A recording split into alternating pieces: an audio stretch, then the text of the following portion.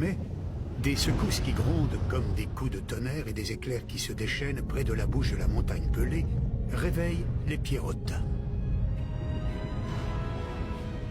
Aussitôt, la panique est générale et les forces de l'ordre tentent de calmer les foules. Puis, peu avant le lever du soleil, le jeudi 8 mai, la colère du volcan s'apaise complètement. L'air se fait plus frais et la mer devient d'huile.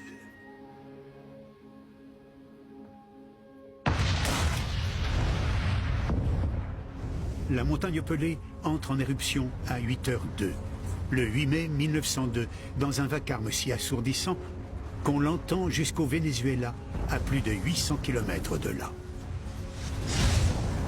Des écoulements pyroclastiques gigantesques et un nuage de gaz brûlant franchissent les vallées et engloutissent la ville en quelques minutes.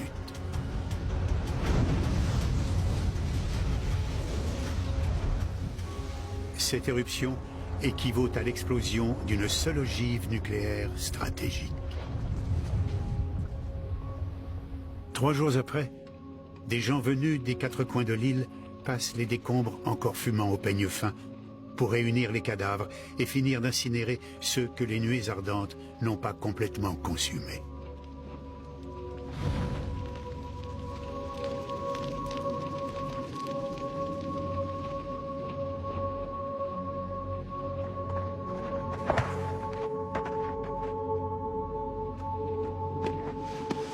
Rares sont les individus à avoir survécu au calvaire qu'a connu Louis-Auguste Siparis.